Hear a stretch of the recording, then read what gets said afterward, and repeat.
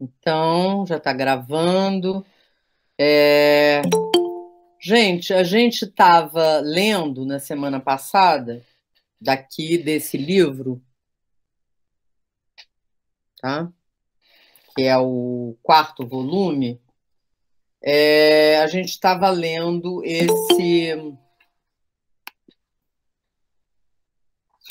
esse texto, que é uma espécie de entrevista de 1994. Então, eu vou ler. É uma entrevista, mas não tem as perguntas, tem os temas e ele fala sobre o tema. E eu vou voltar para trás dois temas. O tema Stanislavski e o tema a psicanálise, tá? Porque eu acho que são dois temas bem que tem bastante coisa para a gente falar. A gente falou na semana passada, mas eu acho que a gente pode falar mais. Vocês estão de acordo? Tudo bem? Voltamos aí? Então, quando ele começa a falar do Stanislavski, para mim, o método das ações físicas de Stanislavski é um instrumento útil.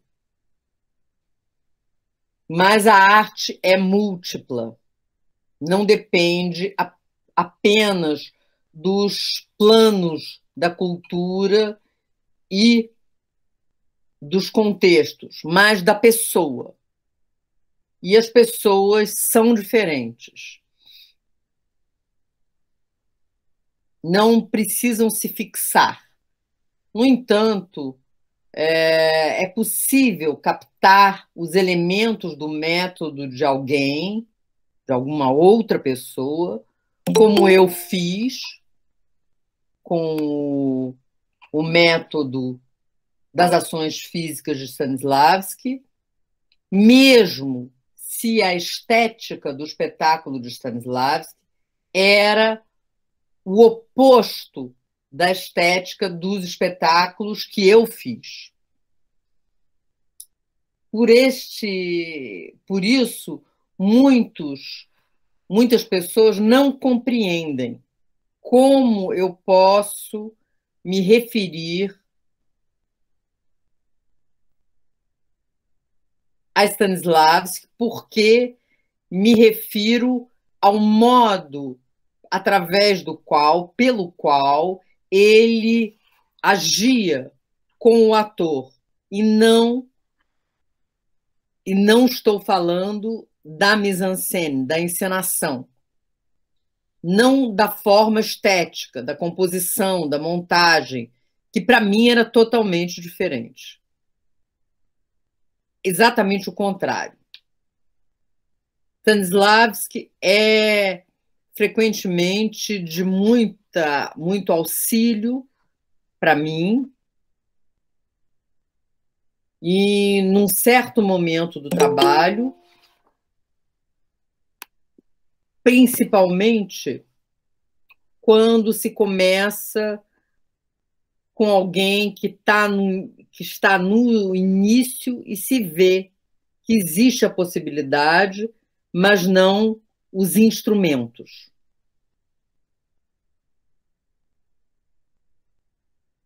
Que a pessoa não sabe o que significa criar uma partitura do papel. É essa partitura que se compõe de pequeníssimas ações. Esta partitura é necessária ao ator, assim como para o músico é necessária a partitura musical. Como me foi dito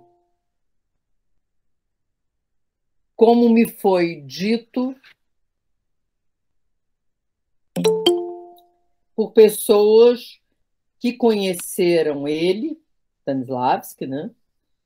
Stanislavski não era dotado. Era um ator de madeira. E para se tornar um ator sublime, em cena, ele tinha que descobrir a sabedoria de como trabalhar. Para ele, não existia a possibilidade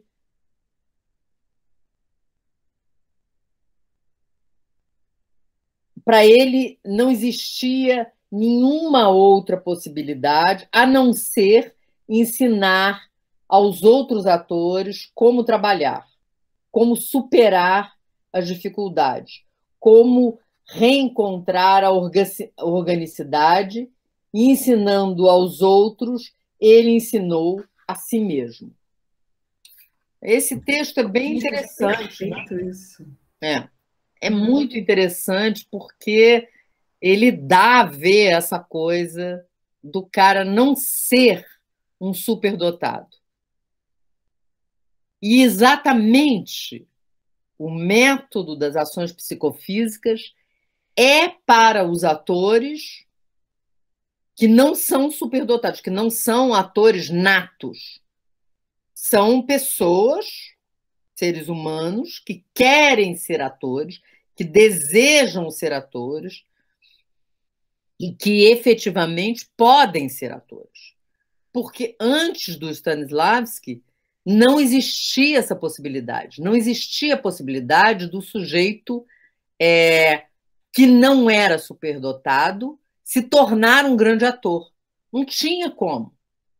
Ou ele era superdotado e então se tornava um grande ator, ou ele não era superdotado e sempre seria um ator medíocre. Porque não tinha como aprender. Não tinha como superar essa limitação. Então, ele cria todo o sistema para ele mesmo e então para os outros também. Ele partiu do princípio dele. Então, ele criou uma estrutura que pudesse dar essa possibilidade para o sujeito que não é. Quer dizer, que as pessoas falam assim, não tem talento. Quer dizer, ele acabou com com esse preconceito, digamos assim, né? Quando eu começava a dar aula para uma turma, eu dei aula na Cal durante 20 anos, né? Interpretação. Quando eu começava a dar aula para uma turma, as pessoas, os diretores da escola, os outros professores perguntavam: tem alguém com talento? E para mim nunca existiu isso,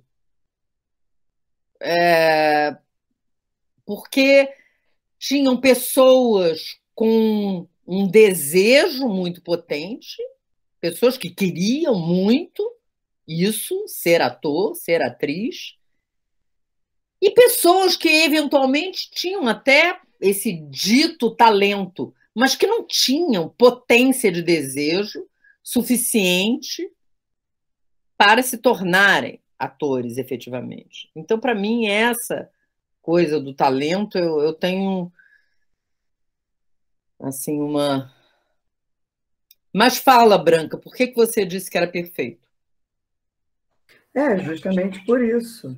Porque eu acredito, né? Para mim, acredito que para todos nós, é um guia muito objetivo e, por mais difícil que seja essa questão da partitura, de pequeníssimas ações.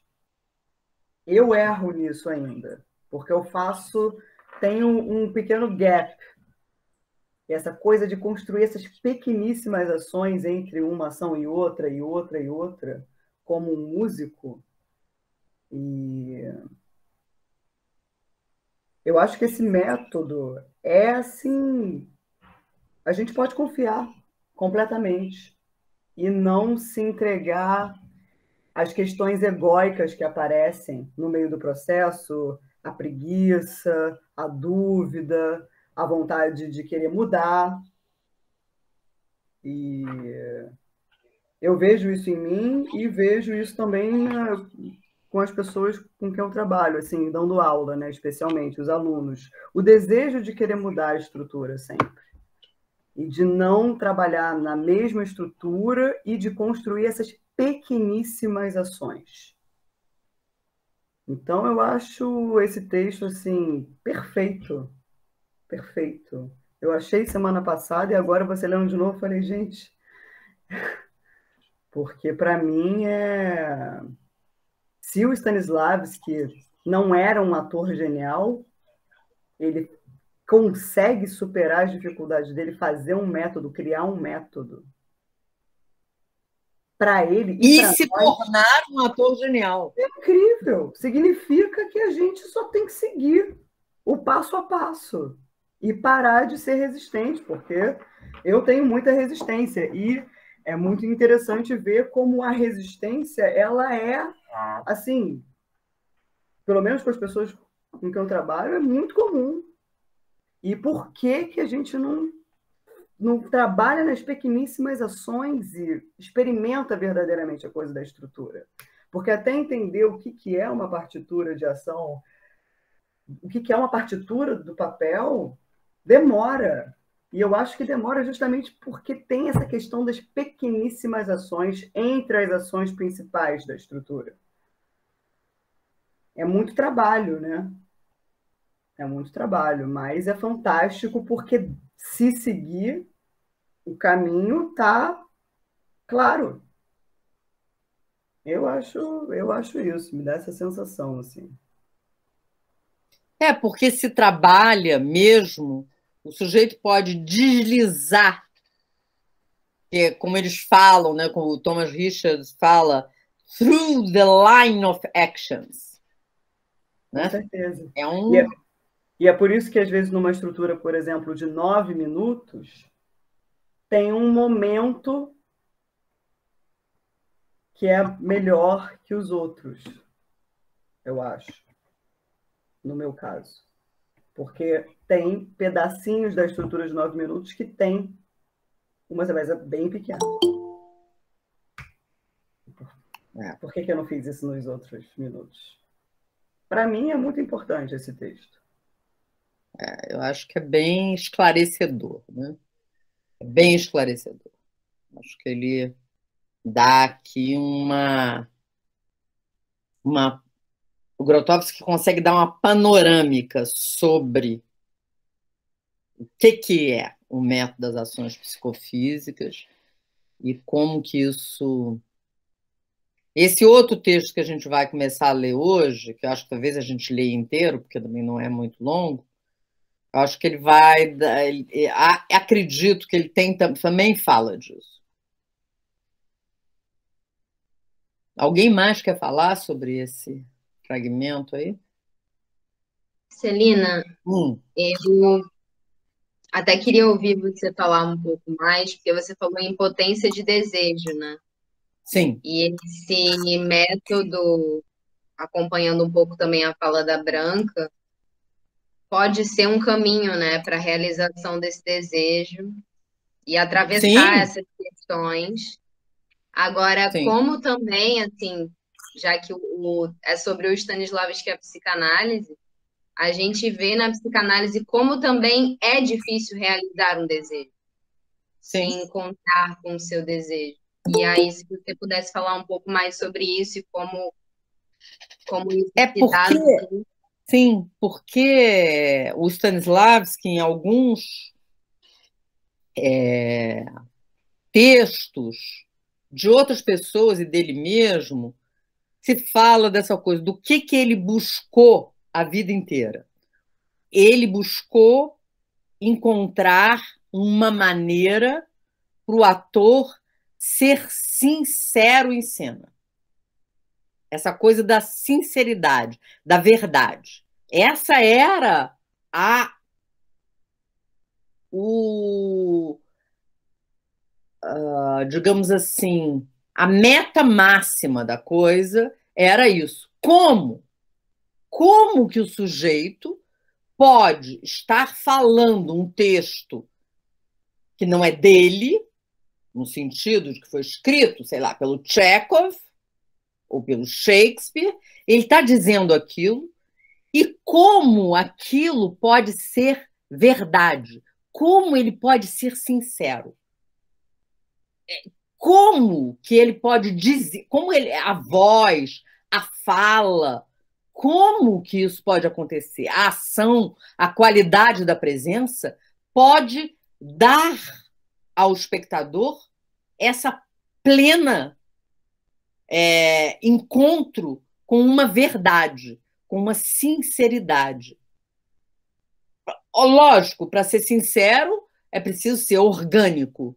Quando nós estamos sendo sinceros na vida, nós somos orgânicos. A organicidade é isso. Então, com a cultura, a educação, o ser humano tende, não são todos, mas a tendência é que a gente vá perdendo aquela organicidade que a gente tem na infância. Então, as crianças pequenas, principalmente, costumam ser orgânicas. Depois de 5 anos, essa organicidade começa a dançar, porque começam a entrar outras coisas, a estrutura egóica é muito impositiva, e você já não vê o orgânico, você já vê o egóico. Né? Então, então, esse trabalho de desmontagem dessa estrutura egóica para chegar nesse âmago, né, dessa organicidade, é um trabalho insano, né? É um trabalho longo. É claro que o cara que é superdotado, esse que as pessoas dizem que tem um talento, ele... Porque a questão é assim, para mim, né? Eu vou dizer para mim como é. A arte do ator é a arte de ser humano. Então, é a condição de ser humano catapultada para a dimensão artística. Então, é uma arte que todos os seres humanos têm possibilidade de serem grandes atores. Isso é aberto para todos, porque simplesmente essa arte é uma arte que é isso, é a arte de ser humano. É essa condição humana transformada em arte. Então, isso está para todos. E é claro, a gente vê que, de uma certa maneira, todas as pessoas pensam em algum momento em serem atores. A não ser uma pessoa que more, sei lá, no meio do mato, da floresta, na Conchinchina. Fora disso, as pessoas sempre passa pela cabeça da pessoa.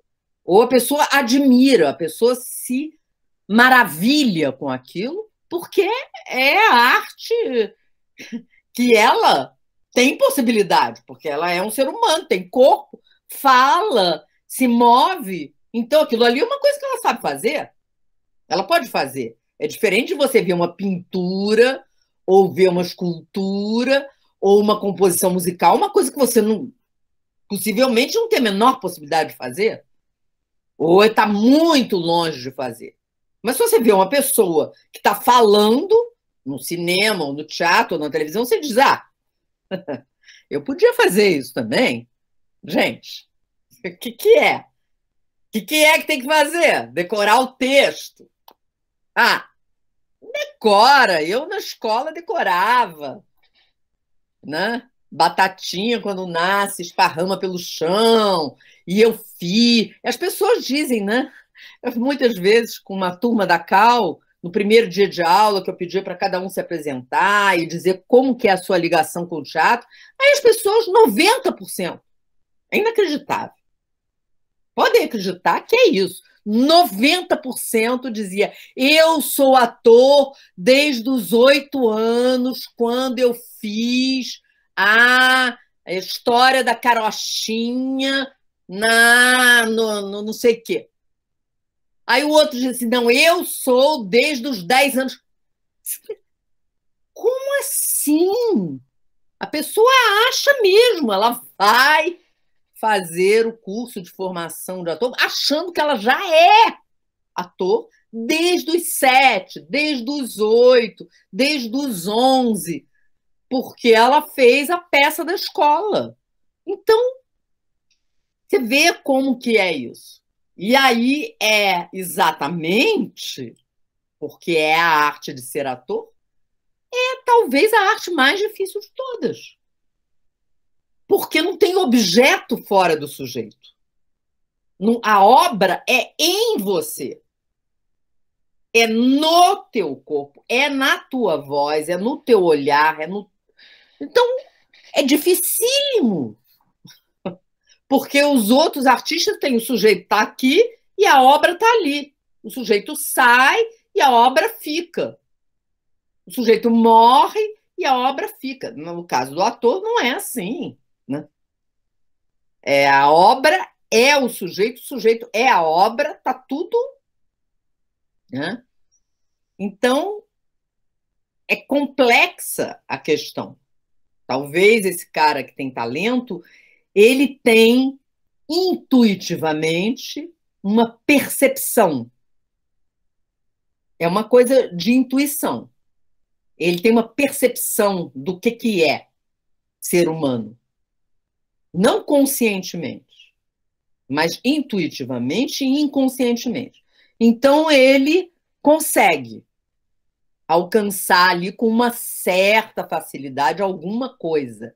Mas, ao mesmo tempo, o sujeito que tem dificuldade, muitas vezes é o cara que se torna um ator muito mais interessante, porque exatamente ele tem que fazer o esforço de superação das suas dificuldades, e isso dá uma qualidade.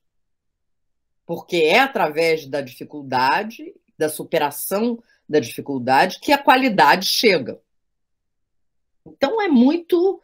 E claro que esse processo de se tornar ator, exatamente por causa disso tudo, vai se assemelhar, de uma certa maneira, com o processo psicanalítico.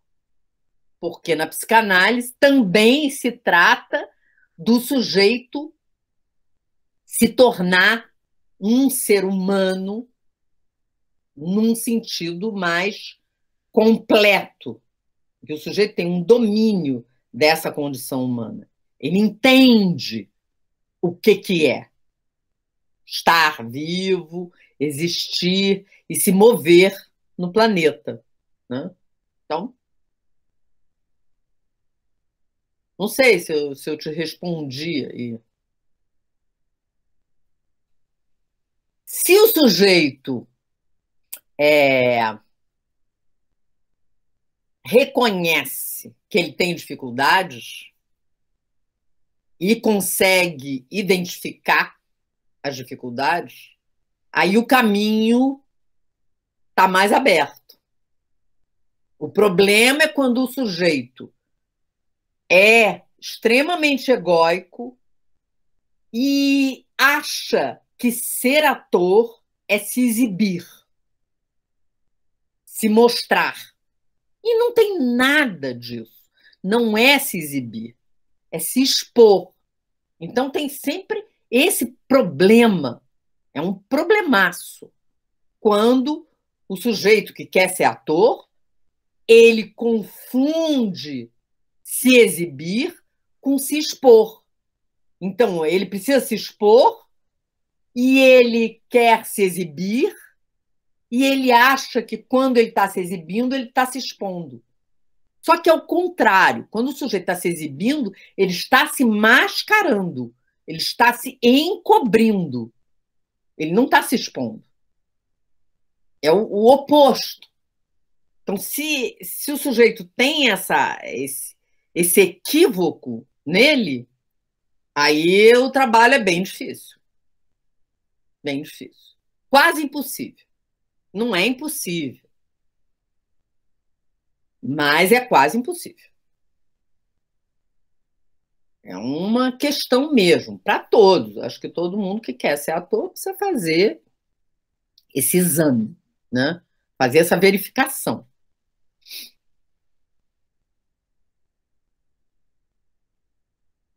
Porque a pessoa pode estar enganada.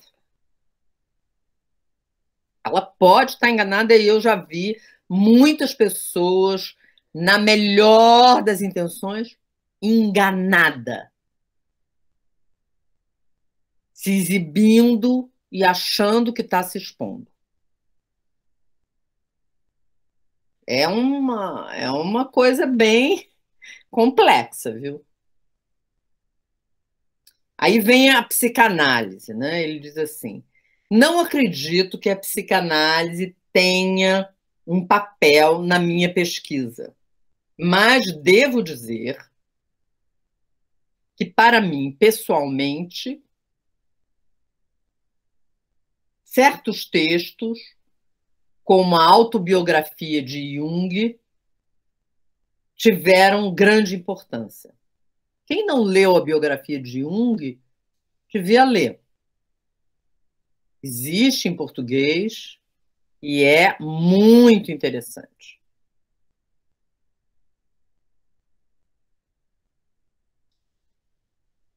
Direi também que, a propósito daquilo que se pode chamar de psicanálise ou de psicologia analítica, eu aprendi mais com Dostoiévski. Dostoiévski se aplicou na arte e as suas observações são perfeitas a respeito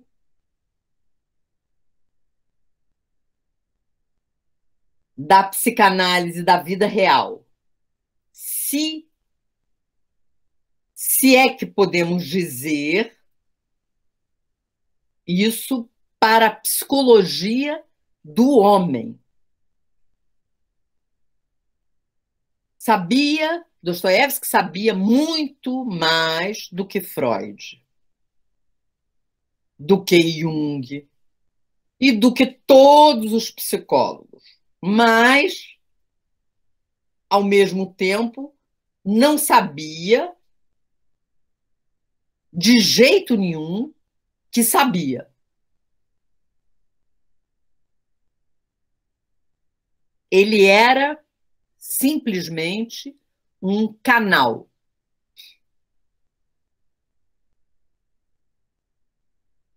Porque as observações passavam sem que existisse um fio de Ariadne. Se ele tivesse que trabalhar com os outros como psicanalista, seria certamente um desastre. No entanto, como eu disse, foi ele que soube, sem saber, as pistas, mas exatamente para não fazer o erro que Dostoiévski evitou, ou seja, começar a fazer a psicanálise de alguma outra pessoa, eu não misturo o meu trabalho com a psicanálise. Não é a minha profissão. Tá?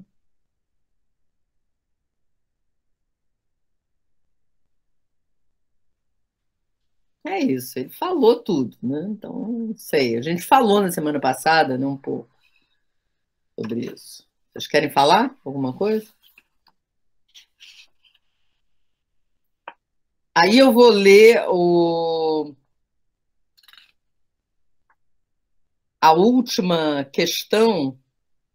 É,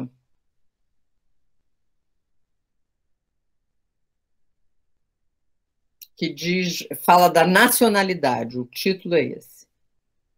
As nacionalidades. No Work Center, o Viers Grotowski, existe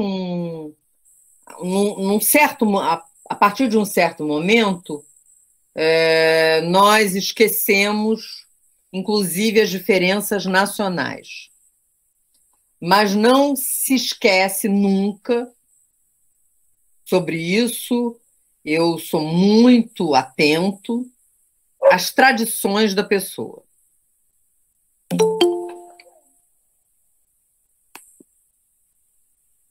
Num certo período, eu trabalhava com 2 jovens chineses, uma moça e um rapaz. E eu descobri que eles não sabiam nada, não conheciam nada do taoísmo, nem de Lao Tse, nem Chuang Tse. Então eu pedi para eles lerem as fontes para poderem se referir à sua história ancestral, para reencontrar também os materiais sonoros tradicionais. E tudo isso eu faço com cada uma das pessoas. Isso eu acho que é interessante, porque ele fala dessa questão que para ele era muito importante, que era essa coisa da ancestralidade do sujeito. Como encontrar lá as suas raízes ancestrais e como se desenvolver usando esses materiais arcaicos que estão codificados na tua estrutura genética, no teu DNA. Essas coisas estão ali, gravadas. Então, você tem essa conexão, existe. Não é que você vai fazer uma conexão absurda com coisas que você não... Não, elas estão, mesmo que você não saiba delas objetivamente, elas estão inscritas no teu corpo. E quando você vai mexer com elas, elas vão acordando, elas vão despertando e vão vindo à tona. A memória, essa coisa que ele foi... tinha toda essa coisa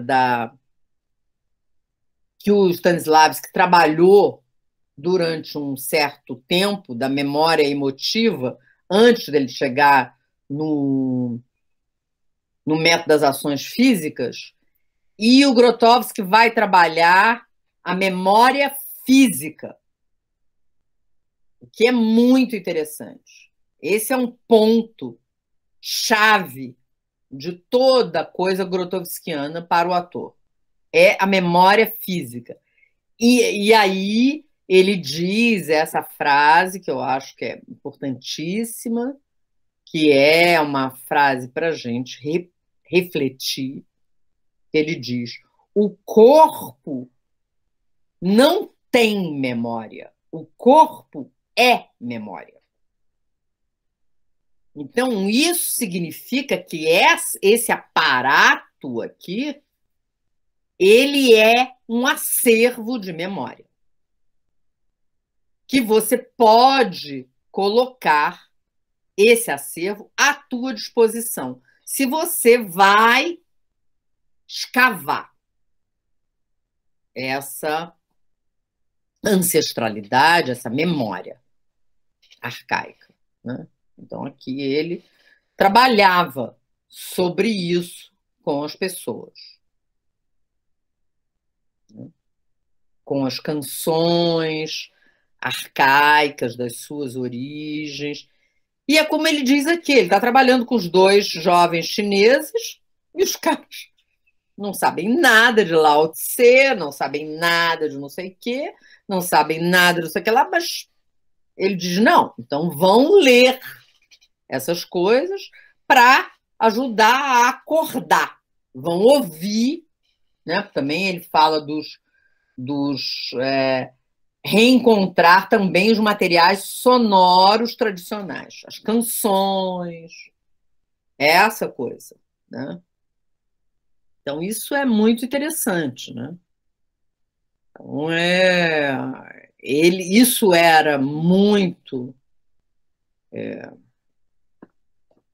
forte no desenvolvimento do trabalho dele com os atores. Eu não sei se vocês querem falar sobre isso. Não sei. Querem?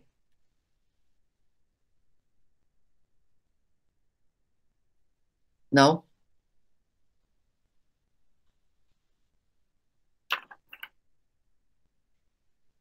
Então, eu vou passar para o outro texto, tá, gente? Eu vou passar para essa coisa que é uma coisa um pouco diferente dos outros textos, que não é uma conferência. É o seguinte, ele, em 1996, ou seja,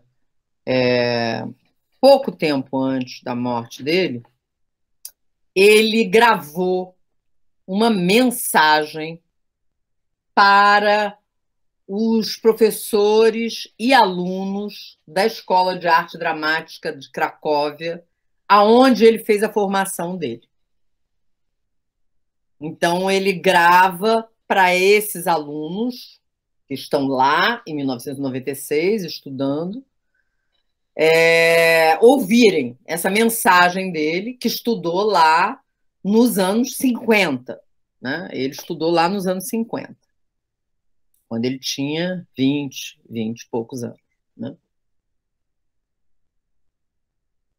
Então, se chama assim, mensagem gravada para os estudantes e os professores da Escola de Arte Dramática da Cracóvia. Tá? Então, mesmo que seja através dessa fita gravada, eu estou me sentindo na minha escola de um tempo atrás, e eu gostaria de cumprimentar cordialmente os colegas professores e os colegas estudantes. E eu queria dizer que eu tinha uma grande afeição por essa escola. Por que eu tinha essa afeição? Porque, por exemplo, tinha uma vivacidade nos professores. Tinha uma abertura. Frequentemente, eles não estavam de acordo entre eles, mas, mesmo assim, colaboravam entre si. Tinham abertura na direção das coisas desconhecidas, e isso é muito importante. A gente vê que isso é muito legal, né? Uma escola que tem isso, né? E que isso, para os alunos jovens, é uma bênção, né? O cara entra num lugar que tem essa abertura para o desconhecido, nossa, é tudo que a pessoa quer aos 17, 18, 19 anos, né? É, assim, um presente dos céus, né?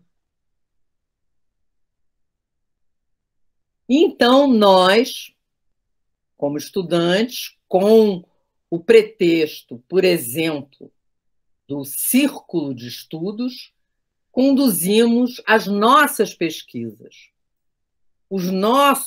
as nossas experimentações. Na realidade, exatamente ali eu aprendi na prática os elementos do método das ações físicas de Stanislavski.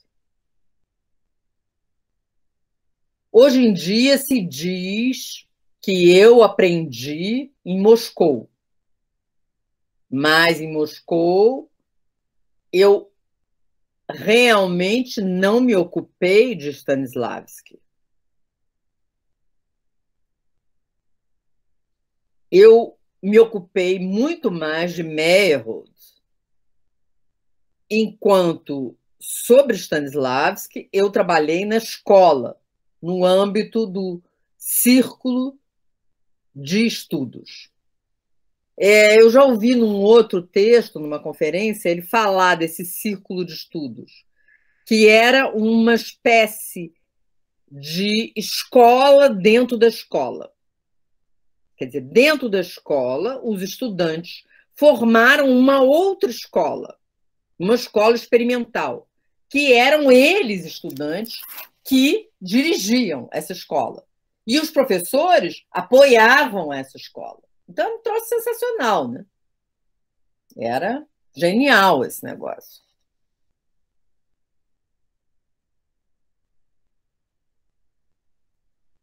Era como se nós tivéssemos criado um programa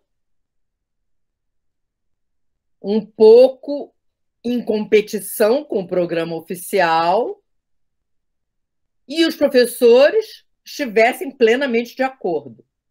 Era um traço característico da Escola Teatral de Cracóvia esta adesão a propostas diferentes por parte dos professores.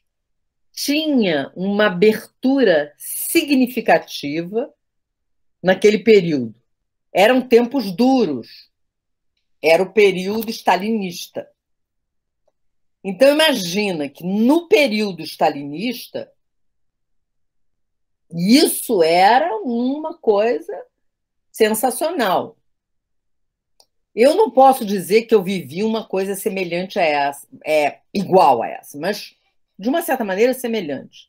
Porque quando eu fui para a escola de teatro, que era a escola de teatro da FEFIEG, Federação das Escolas Federais Independentes do Estado da Guanabara, que é o que se transformou na Unirio hoje em dia, tinham professores sensacionais, como Ian Michalski e outros, Valdomar Conrado, que era o tradutor do Em Busca do Teatro Pobre, e outros caras incríveis que davam aula.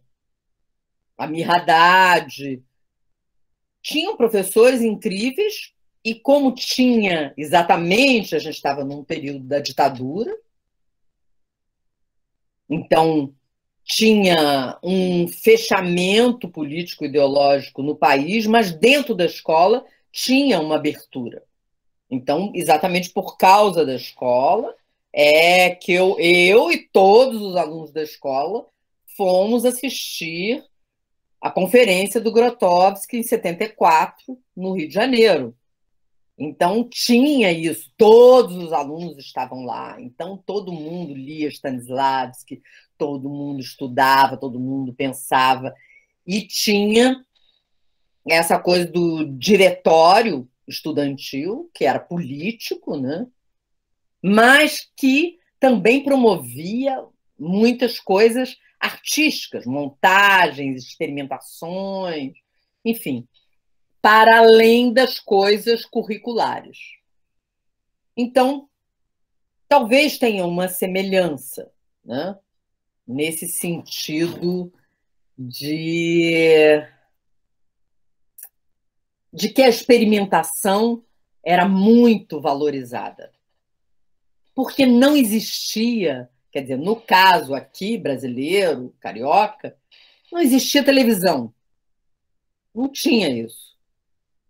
Então, foi a televisão que roubou completamente esse foco da experimentação, que era muito potente. No caso dele, no período stalinista, anos 50, na Polônia, ou no período da ditadura militar, nos anos 60, 70, no Brasil, fazendo uma, né? Não sei, Henrique, você pode falar? Tô aqui, peraí, tô deitado, deixa eu sentar.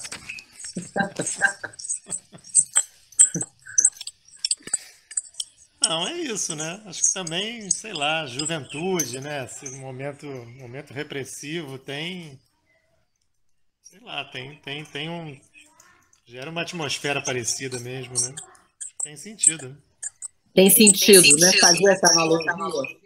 É, acho que sim. Acho que assim, tem as diferenças, claro, mas tem essas semelhanças, né? Que eu acho que são fortes, né?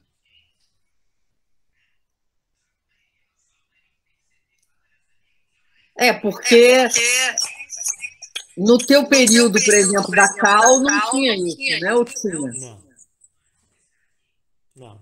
Quando você falava, eu estava pensando nisso. Eu não via nada parecido, não.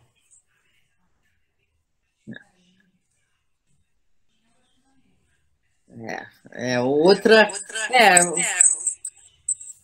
experiência, né? É, é. A Lígia não está aí hoje, né? Pena. Fico sempre querendo o apoio da Lígia, que é da minha geração. Mas, enfim. Se você pensar mais alguma coisa, fala, Henrique. Beleza, beleza. Então, voltando aqui para ele. Me lembro que, tanto entre os professores quanto entre os estudantes, mas em particular entre os estudantes, tinham tendências diversas. Por exemplo, no que dizia respeito a recitar uma poesia. Tinham duas escolas que combatiam entre si uma guerra santa. Tinha a escola da recitação normal, chamada tradicional, século XIX, e que era representada pelo professor Novakovsky.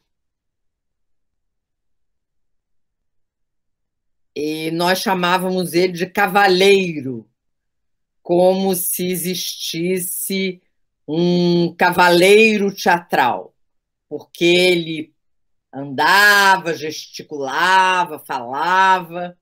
E depois tinha a escola da vanguarda. Eu participava da escola da vanguarda, representada por Wozniak, que tinha um modo incrivelmente interessante de recitar poesia. Se poderia dizer que era uma fórmula, mas funcionava realmente. Na estrutura do verso, se tratava de colocar a acentuação lógica lá onde cai a rima ou a metade do verso, digamos assim. E ele dá um exemplo aqui em polonês que eu estou impossibilitada de saber ler. Não é possível. Ele dá. Ah, sim, tem uma tradução aqui. Mas, olha, gente, eu não vou conseguir, tá? Eu não vou conseguir traduzir uma poesia polonesa que está traduzida aqui para o italiano e eu vou traduzir para vocês em português. Nenhuma chance. Tudo bem, depois a gente pode estudar isso. Parece uma ingenuidade, mas funciona muito bem. E, naturalmente, e eu participava desse grupo dos vanguardistas e talvez era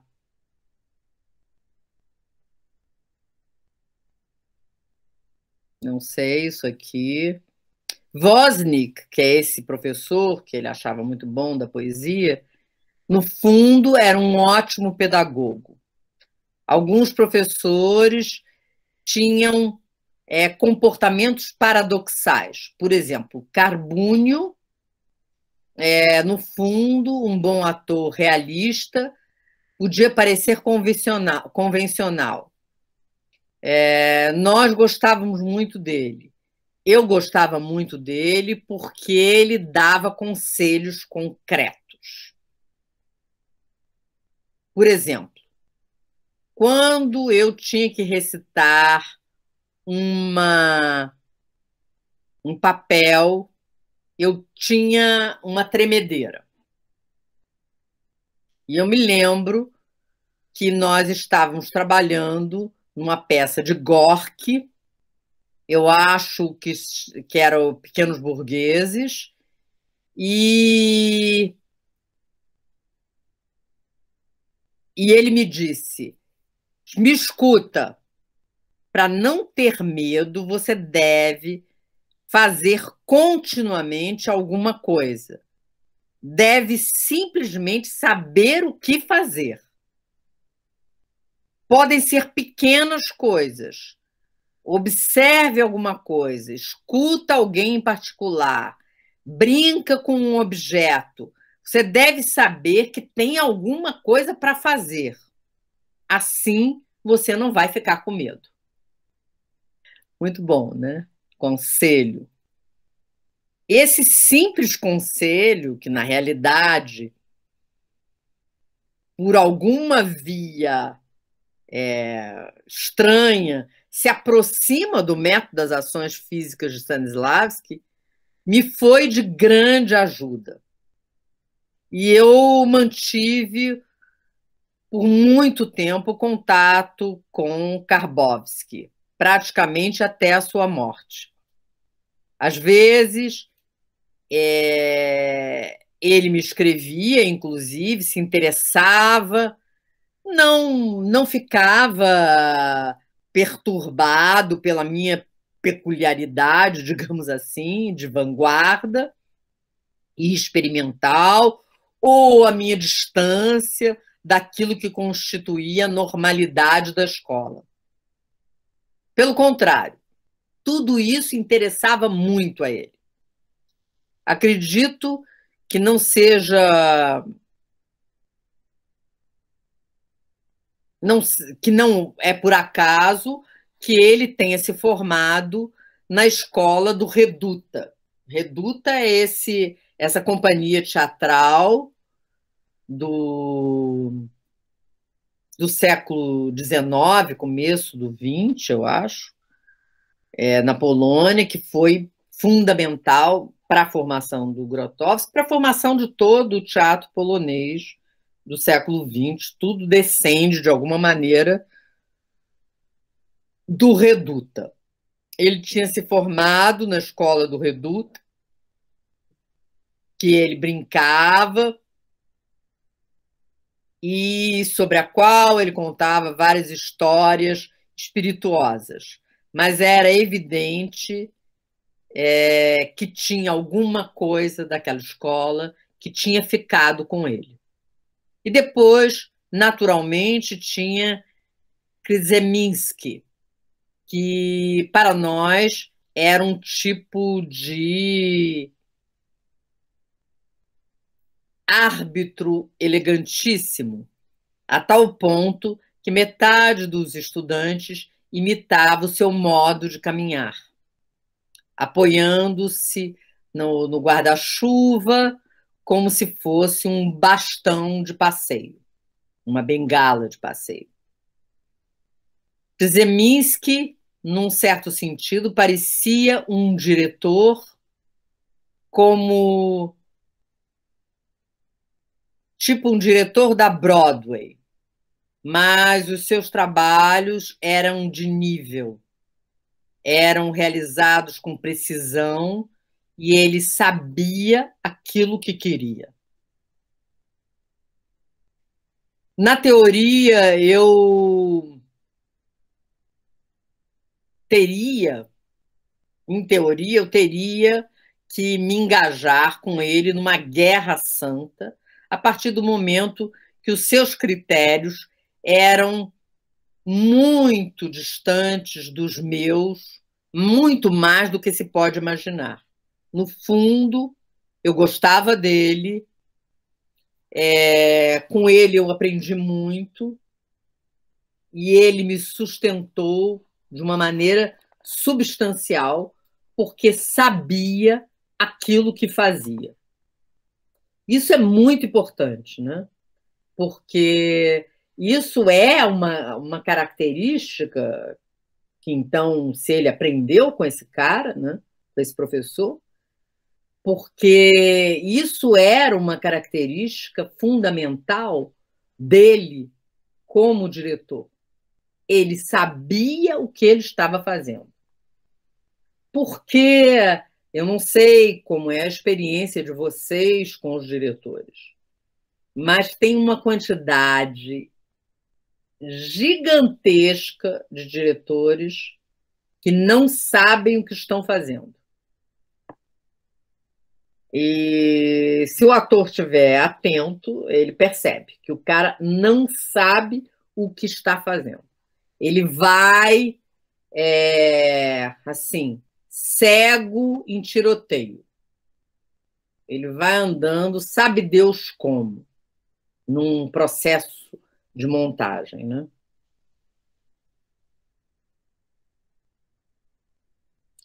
Tinham histórias que depois, para mim, se tornaram anedóticas. Por exemplo, eu fui seu assistente,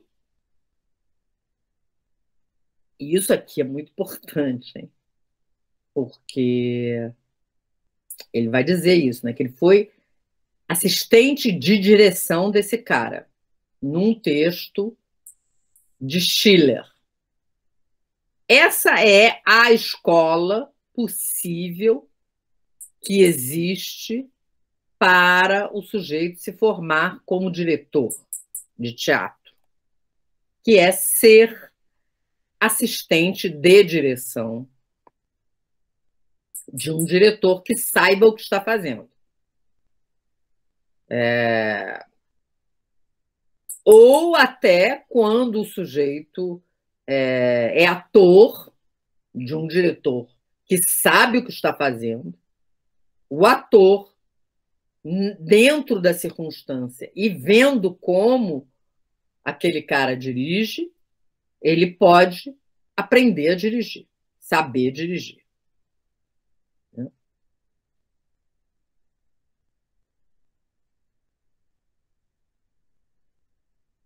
Então, ele diz isso, né? Por exemplo, eu fui seu assistente de direção em Intriga e Amor de Schiller. Lady Milford tinha uma camareira e, para chamá-la, ela tocava uma campainha, uma sineta. E Krevsminski queria que todo o tempo Lady Milford chamasse continuamente a sua camareira. Então, eu perguntei por quê. E ele me respondeu, porque o público gosta do som da sineta. Então, era assim, muito, né? É por isso, né, que ele dizia para a atriz que fazia a Lady Milford tocar a sineta várias vezes, porque os espectadores gostam.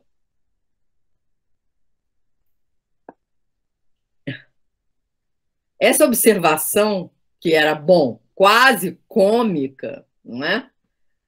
Se revelou precisa quando eu olhei para os espectadores. Quer dizer que ele sabia o que ele fazia. Esse orientar-se pelo espectador era o que estava mais distante de tudo aquilo que podia me interessar. Eu diria que já naquela época isso era o contrário de todos os meus princípios. Ou seja, né, essa coisa que ele está falando ali. O cara sabia o que fazia, mas o cara pensava o tempo todo em agradar o espectador. E ele, Grotowski, aluno da escola, já não era isso que interessava ele. Né?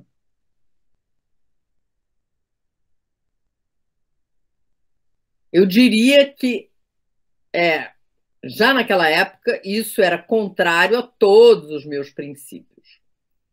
Me parecia que a gente tinha que se orientar muito mais pelas palavras de Osterva, que é um outro cara muito importante, que dizia o seguinte: representar na presença do espectador. Essa é a frase do Osterva. Mas não para o espectador. Na presença.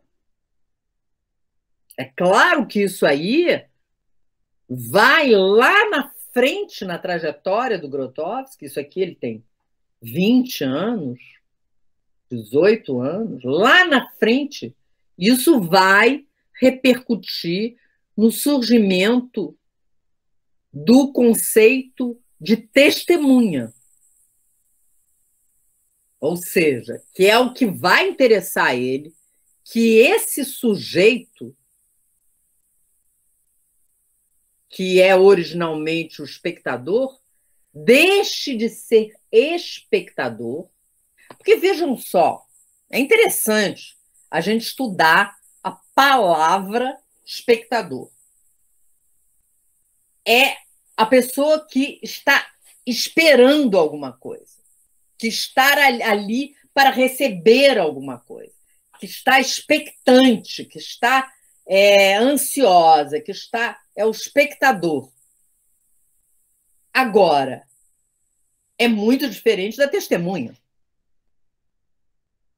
É outra coisa.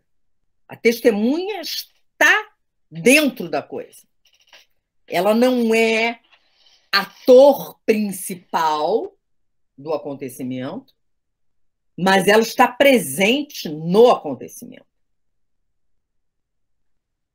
E, de uma certa maneira, a gente vê que, por exemplo, quando você pega uma coisa criminal, a testemunha pode ser considerada cúmplice.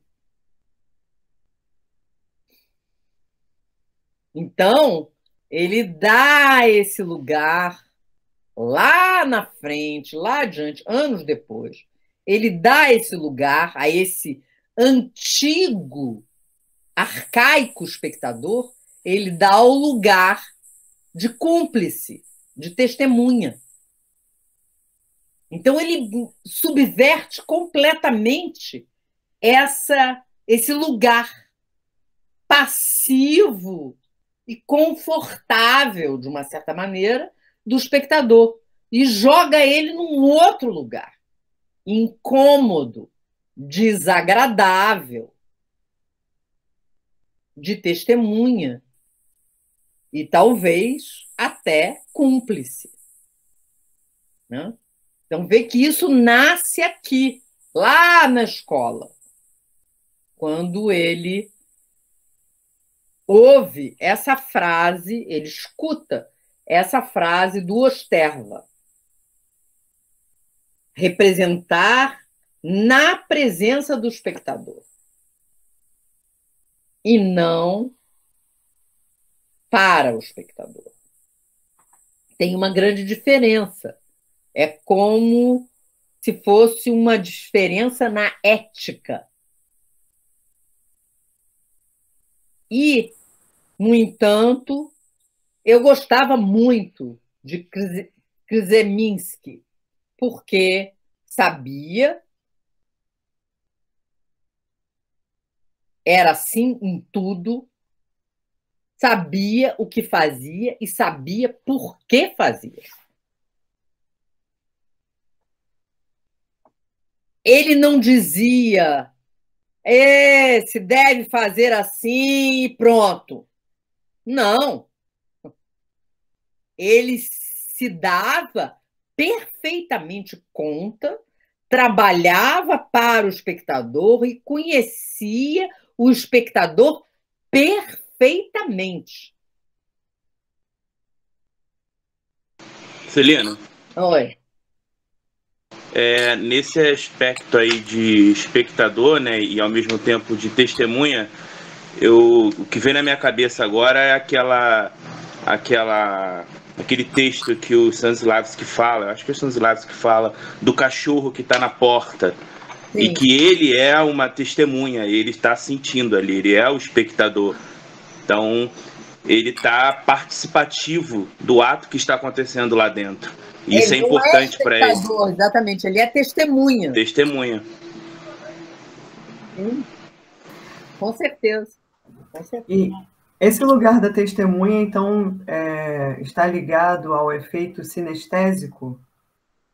Com certeza. Com certeza. Está ligado ao efeito sinestésico. O sujeito sente no seu corpo o que está acontecendo lá. Como a gente sente se a gente é testemunha.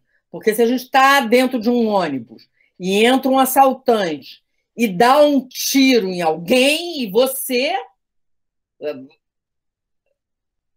O tiro é em outra pessoa, mas você faz isso. E você sente, você está ali, né? A coisa está acontecendo. Você não está sentado na sua poltrona, no ônibus, e a pessoa está sendo assaltada, leva um tiro e você olha. Não. Você está totalmente investido. O tiro não é em você, não é você que está sendo assaltado, mas você é testemunha. Então, tem uma série de repercussões psicofísicas acontecendo ali, né? Isso é muito interessante, né? Quer dizer, ele já sacou isso lá, quando ele estava na escola. Mas, então, esse cara trabalhava para o espectador, mas, é o que ele diz, conhecia o espectador perfeitamente, sabia o que fazia. Então, é muito interessante isso. Sempre aparece isso na fala dele. Ele sabe ser admirador daquilo que ele não concorda, que não é a coisa dele, se a coisa é competente, boa, interessante. Então, isso é uma coisa que, para mim, eu aprendi isso com ele, e para mim foi muito importante na minha formação, isso, poder ir ao cinema, ver um filme que eu não gosto, mas que eu vejo que é uma obra-prima. Quer dizer, não tem nada uma coisa a ver com a outra. Eu gostar é um negócio completamente pessoal que não é um critério de valor da coisa. E você poder... Porque, às vezes, as pessoas têm uma dificuldade imensa com a arte porque elas acham que só é bom o que elas gostam. Mas não é assim. A pessoa... Então, muitas vezes, eu dando aula na Cal, eu dizia para os alunos, nessa próxima semana, eu perguntava assim, fulano, você ouve ópera? Já ouviu ópera? Deus me livre, nunca ouvi ópera, deve estar doido. Eu dizia, pois é, mas então nessa próxima semana, o trabalho que você tem para fazer, eu perguntava assim, o teu carro Isso não existia Spotify ainda nessa época. Então, diz assim, teu carro tem som? Tem. Então, eu quero que você passe uma semana ouvindo ópera no teu carro. E o cara dizia, mas professor, isso é insuportável. Não, faz a experiência. Né? E aí a pessoa faz uma experiência, vai ouvir ópera, e você pode descobrir que ópera realmente não é a tua música predileta, mas você começa a educar a tua percepção para você poder escutar, olhar coisas que você... Senão, como assim? Como é que a pessoa pode... É óbvio que eu não vou propor isso para uma pessoa que não quer ser artista, que não é artista, que não pensa no assunto. Mas o cara quer ser artista. Como é possível se ele não se interessa pela arte? Não é possível. Né? Não existe isso. É um negócio... uma contradição assim... o sujeito está dividido internamente. Né? Então, ele tinha... O Grotowski tinha essa capacidade de admirar extraordinariamente o trabalho do Brecht, que era um teatro completamente... Ele viu, né, quando ele era adolescente, um espetáculo dirigido pelo Brecht, na Polônia, A Mãe Coragem. E ele diz que foi a coisa mais fantástica que eu já vi em teatro na minha vida. E, no entanto, era um teatro completamente diferente do teatro que ele fazia. Isso é muito importante. Né? A pessoa poder se desidentificar, poder ter distância para ver as coisas. Isso é importante para tudo, né? Na vida. Você ter essa possibilidade. Porque, em geral, as pessoas não têm essa possibilidade. Está tudo colado no cara.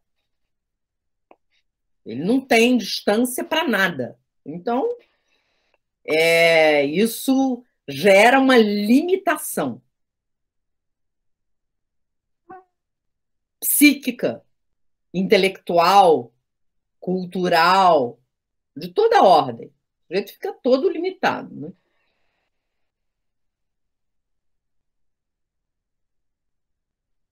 Por exemplo, falando dos figurinos, ele dizia que os figurinos femininos, mesmo numa peça clássica, deviam fazer as mulheres da plateia ficarem com inveja.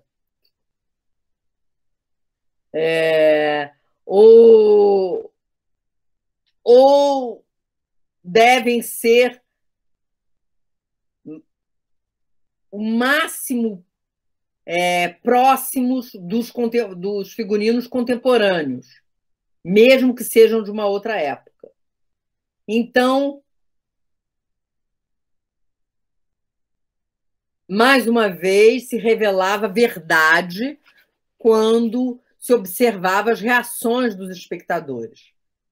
Sabia aquilo que fazia muito bem.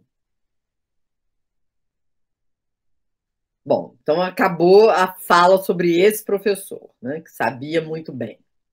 Aí vem o outro. Tinha também uma professora chamada Bogurska, professora de dicção. Aí, Branca, vamos entrar no teu assunto aí. Professora de dicção que, naturalmente, tinha 1000 problemas comigo.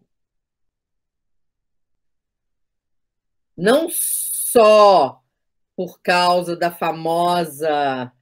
eu não sei o que é, uma letra cortada, assim, em polonês, que eu não sei o que é, mas também por causa do R e por causa do SZ.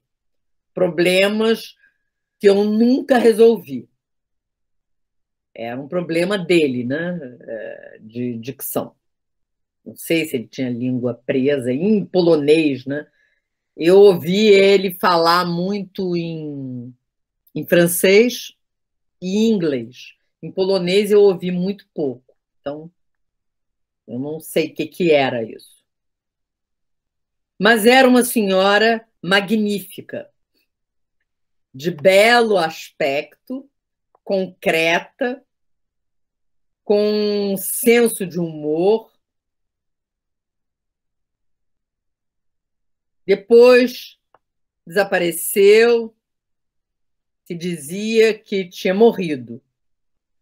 No entanto, ao invés disso, anos mais tarde, eu encontrei ela no Canadá. Ela tinha fugido, né? Ela tinha casado e representava em um teatro amador. Uma pena, num certo sentido, porque era uma ótima atriz profissional. Tinha a Bienkowska, professora de voz, viu que ele tinha diferença, né? Uma professora de dicção e uma professora de voz. Duas coisas diferentes aqui para eles, né? Professora de voz, que se dizia que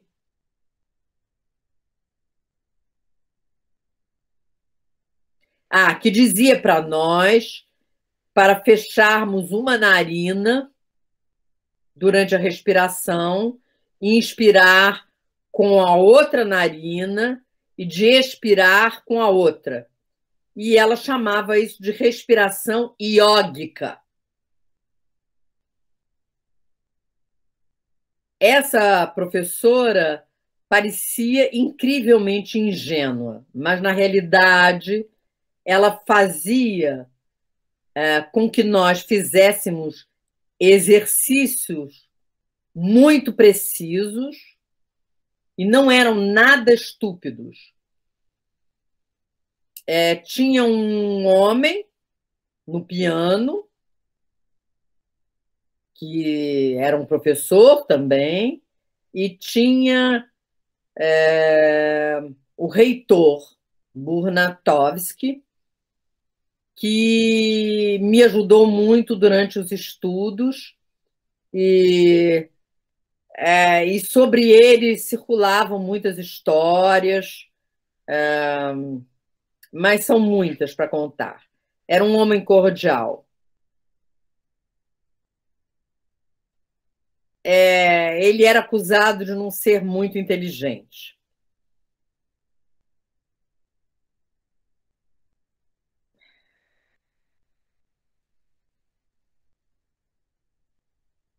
Espera aí, desculpe.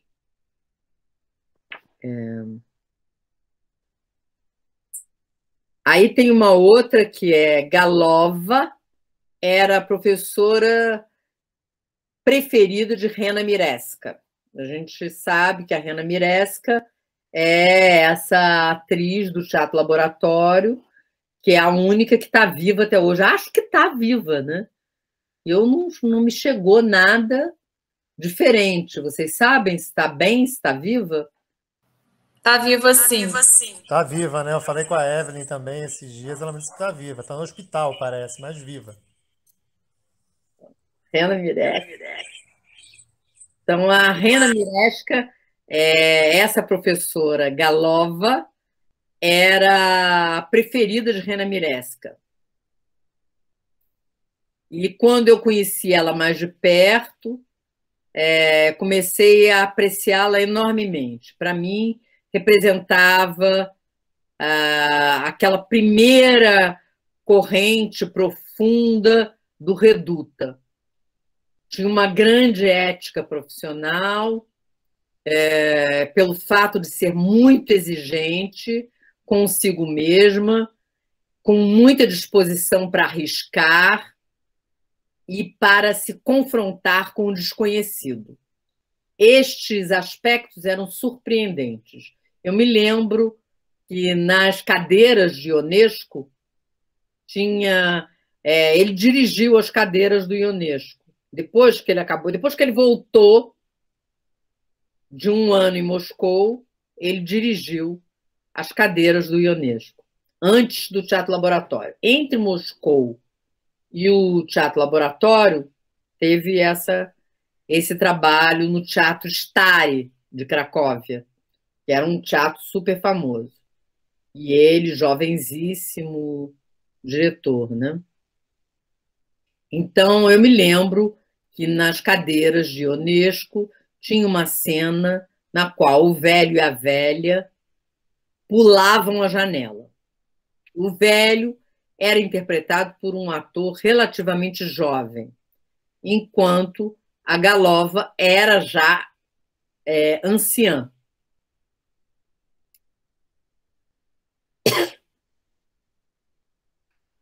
E os contra-regras tinham colocado um colchão embaixo da janela, do outro lado, para que os atores não se machucassem. O jovem ator aceitou o colchão, mas ela não.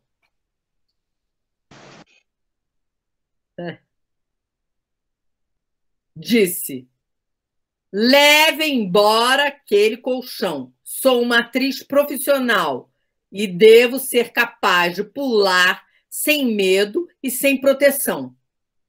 Senão, que senso existiria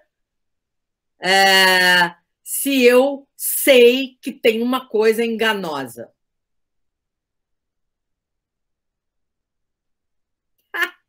Genial, né, essa mulher.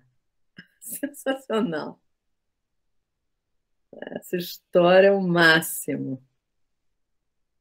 Não aceitou o colchão. Não aceitou. Porque isso aqui é uma coisa realmente sensacional. Eu também nunca tinha lido esse texto, tá? Estou lendo aqui hoje com vocês. Mas é sensacional, porque isso é a coisa do ator verdadeiro, que topa a dificuldade, porque ele sabe que a dificuldade é a única possibilidade que ele tem de ter qualidade em cena. Se ele não tiver dificuldades, a presença dele não vai ter qualidade. Isso é uma lei universal para os atores. E a gente pode assim falar de miríades de exemplos no teatro, no cinema, de atores que, quando trabalharam com dificuldade, fizeram trabalhos artisticamente excepcionais, obras-primas.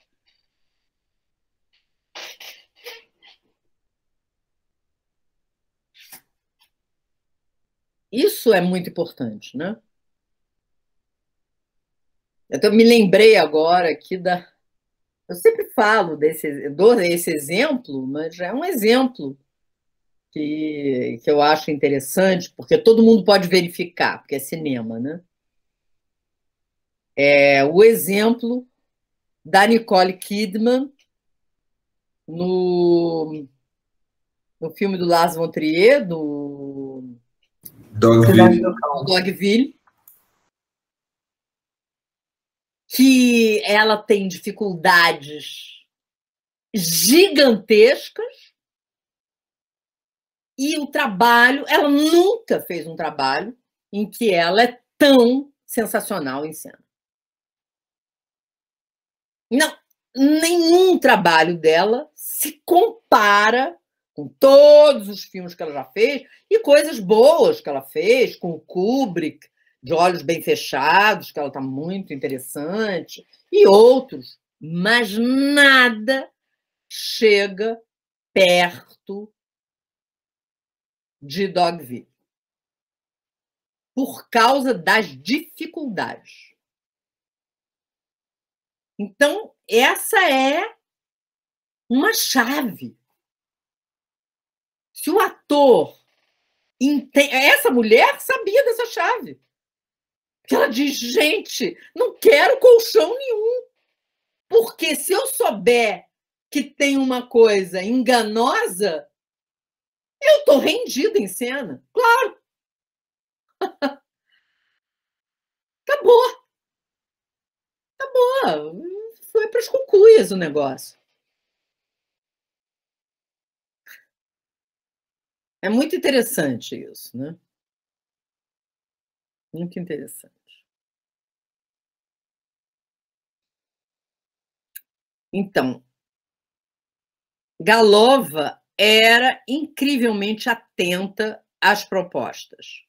Eu me lembro que durante os ensaios das cadeiras, eu tinha dito para ela fazer alguma coisa de aparentemente absurdo.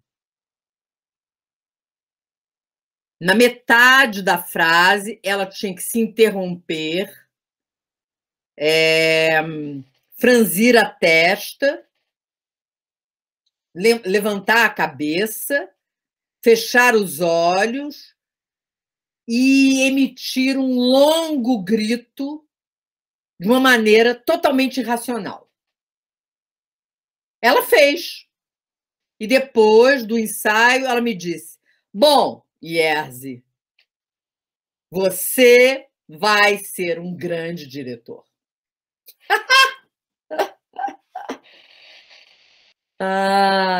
Muito bom isso, né? Tinha respeito pelas propostas inexploradas, arriscadas,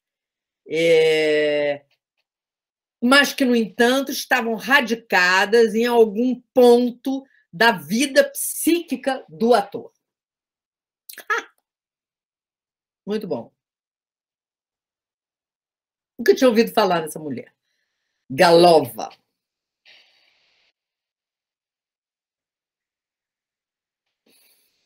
E depois tinham os estudantes interessados nos diversos anos do curso. Tinha o Jarok. Era um período interessante, com alunos muito bons. E um outro curso tinha Cibulski, tinha Kobiela, tinha Cotes. Na classe dos mais jovens, que eu tinha Maia Komorowska, que trabalhou com ele, e tinha Sislak, que se tornou o ator principal do Teatro Laboratório. Entre parênteses, Sislak tinha sido aceitado na sessão do teatro para fazer formação para figuração, porque acharam que ele não tinha presença física. É engraçado, não é verdade? Então, o Sislak tinha sido selecionado para o rebutalho, para quem fazia figuração. Era o cara não aceito na escola, na verdade, né? Mas devo dizer que se tratou de um erro quase ridículo daquela escola. Nos outros aspectos, era uma boa escola, graças a uma certa solidez e flexibilidade. Graças à heterogeneidade e ao fato de que se aceitavam elementos inexplorados, se aceitavam as pesquisas dos estudantes. O círculo de estudos era o centro daquela vida autônoma, daquela contra-escola. que nós tínhamos criado dentro da escola. Então, ele considera que esse núcleo de experimentação criado pelos alunos era uma espécie de contra-escola.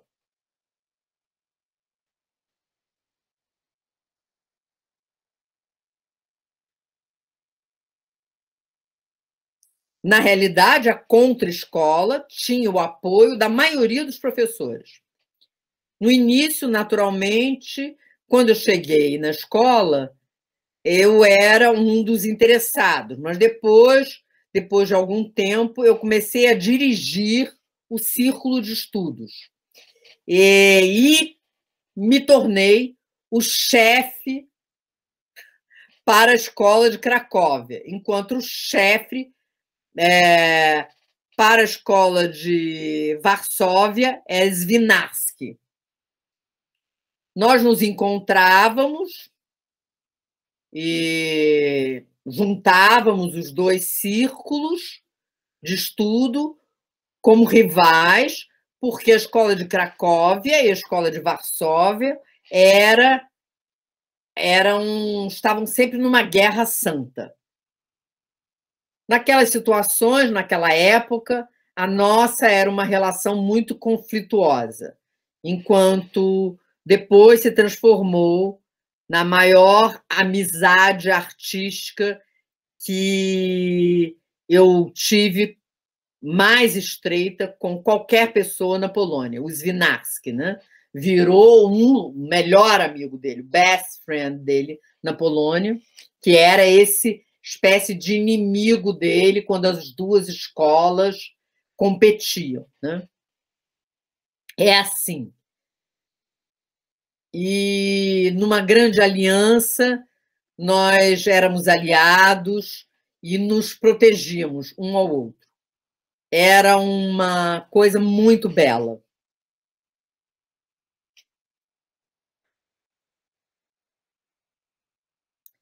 E depois eu me interessei para o que tinha fora da escola de Cracóvia. Eu queria dizer para vocês que quanto mais o tempo passa, mais aprecio essa escola. Sobretudo a faculdade para os atores.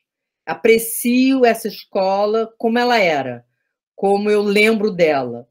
E devo dizer que me deu muito, e que, no fundo, mesmo eu sendo um tipo de rebelde, dentro de mim, sempre aceitei essa escola, porque ela me permitiu eu ser um rebelde. E, para mim, essa foi uma grande oportunidade. Isso é tudo. Agora, para concluir, desejo cumprimentar a todos. Acabou o texto. Interessante, né, esse texto. É bem bonito, eu acho. Assim, a coisa do afeto, né, do amor, pela coisa que recebeu, né, pelo ensino, por essa coisa da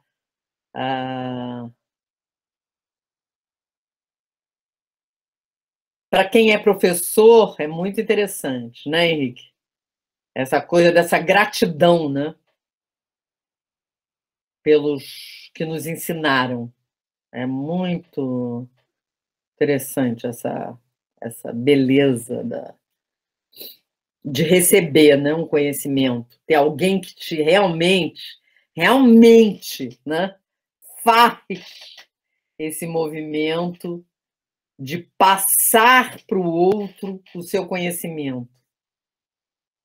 É tão assim, sensacional isso, né? Isso existir, né? Isso existe desde que o mundo é mundo, né? Os mestres e os discípulos, né? Agora, Celina, ele e o Cisla que foram colegas, então, na escola? É isso? Não, o Cisla era um pouco para trás. Um pouco mais jovem. Mas eles frequentaram como alunos, Sim, na mesma época, assim, né? Sim. Eu não sabia disso. A Miresca Cislak e a Komorovska. Não sabia que era uma coisa de colega, assim. Não eram da mesma turma, né? Mas eram contemporâneos da escola, se conheciam. É interessante, né? Não sabia. E ele fala disso, né? Que ali para o Teatro Laboratório vão alguns que foram meio que renegados pela escola, como o Cislak. Tinham outros, não me lembro mais quem, que tinha sido renegado. Então ele junta um grupo meio que de renegados, de outsiders, de caras que não tinham dado certo. Na verdade é isso, porque quem que vai topar ir para Opol, para um teatro minúsculo, no interior de um lugarejo minúsculo, sem dinheiro, com um diretor jovem, desconhecido? Não, eram os renegados. Eram os que não tinham nenhuma outra coisa. Quer dizer, eram os que estavam, como é que se diz? Rejeitados, né? Renegados, rejeitados. Porque ele não, né? Ele não estava renegado, né? Ele vai para Moscou, fica um ano lá, vai para ficar 5, não fica 5, fica 1 e volta. E começa a dirigir, e já começa a dirigir no Teatro Stary de Cracóvia, que era esse teatro famoso. E dirige esse Ionesco com atores famosos, como essa Galova, né? E tem uma conferência dele em que ele fala que a questão, o que aconteceu, é que esses atores que eram famosos, que eram muito mais velhos do que ele, porque ele tinha, sei lá, 23, 24 anos, eles foram ótimos no processo do trabalho com ele. Aceitaram as experiências dele, todas as coisas do Stanislavski, do Meyerhold, todas as coisas que ele tinha estudado. Mas ele disse que na hora que estreou, eles começaram a fazer tudo que eles faziam antes. Não faziam o que ele tinha dirigido. Aí ele falou, olha, isso aqui não vai dar certo, né? Eu tenho que encontrar atores que ainda não estejam viciados com modos de fazer já arraigados. Eu tenho que pegar caras da minha idade, pessoas da minha idade, da minha geração, que ainda estejam em processo de formação para trabalhar. Aí ele encontra o Flaschen,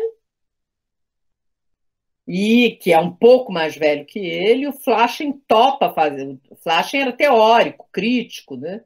E o Flaschen topa fazer com ele criar esse coletivo de atores e ir para Opol.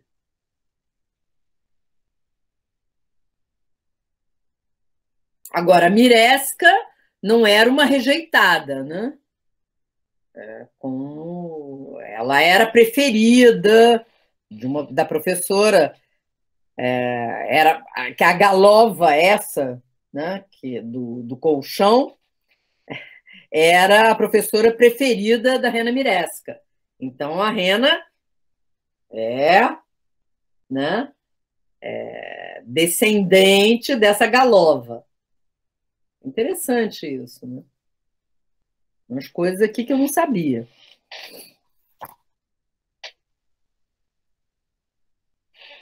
E aí? Tudo bem? Alguma coisa? Eu fiquei com... Primeiro de tudo, prazer, é minha primeira vez aqui no grupo. Prazer estar aqui conhecendo. Eu fiquei um pouco inquieto, assim, com essa colocação que você fez um pouco mais atrás, assim, quando ele foi assistir o Brecht, né, que era essa fazendo essa relação entre o gostar e o não gostar e reconhecer a qualidade, né, do trabalho artístico.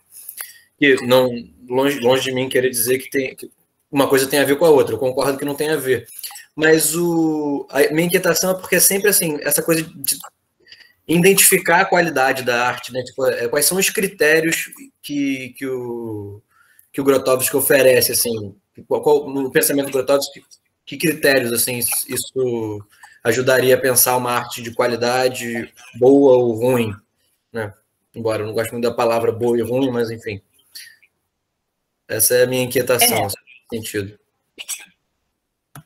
Olha só, o Grotowski não oferece esse tipo de coisa porque ele não fala assim, né?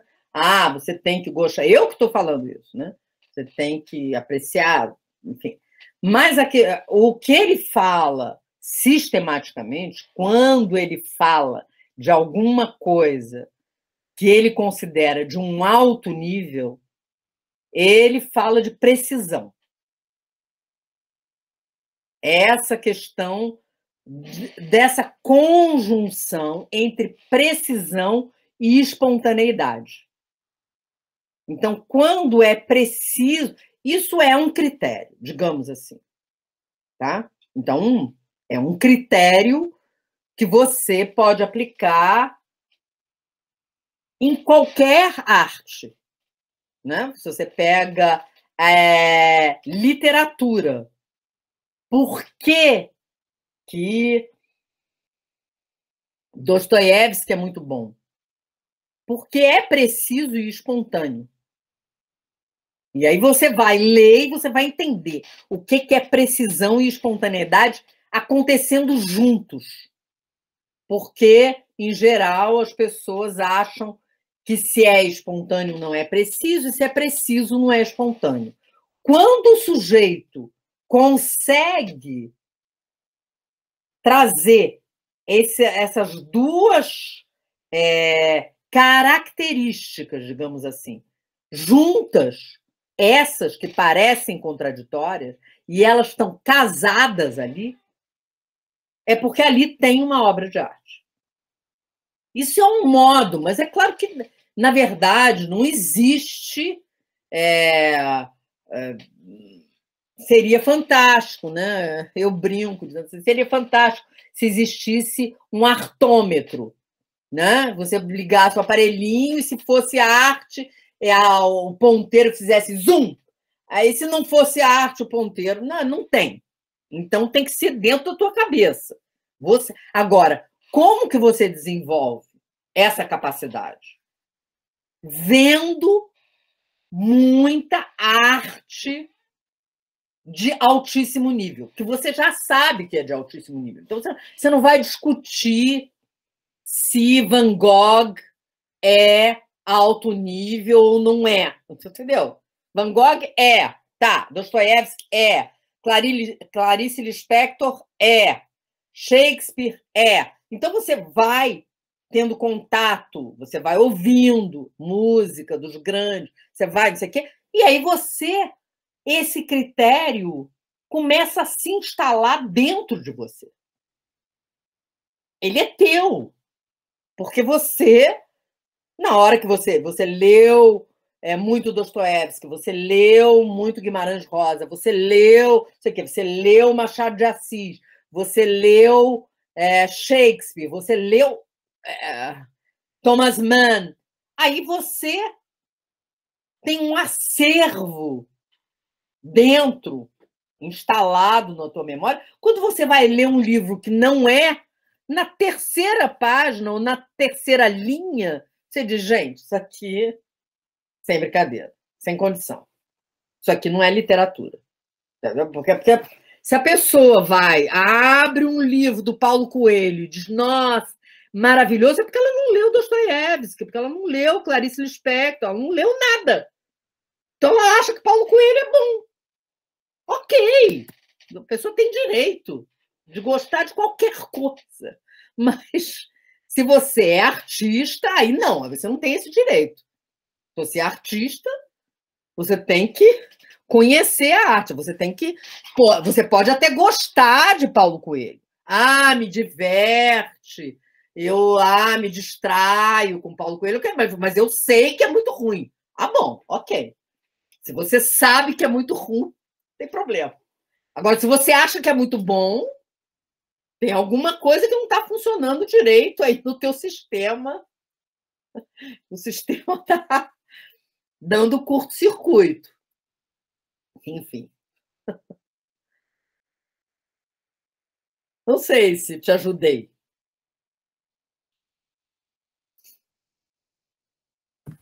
Ajuda sim. Essa ideia da precisão e espontaneidade é uma categoria interessante. É uma chave. Aham. E essa questão do cânone, né, também, tipo, pegar historicamente o que é canônico e usar como parâmetro também é uma maneira. Claro. Você ter, né? E construindo os teus parâmetros. Aí você... Peraí, olha só. Tem isso. Obrigado. E aí, gente? Tá bom, né? 10h15. Tudo bem. Vamos ver o que a gente vai... Carlos, não teve nenhuma resposta lá do Leonardo Boff para a gente?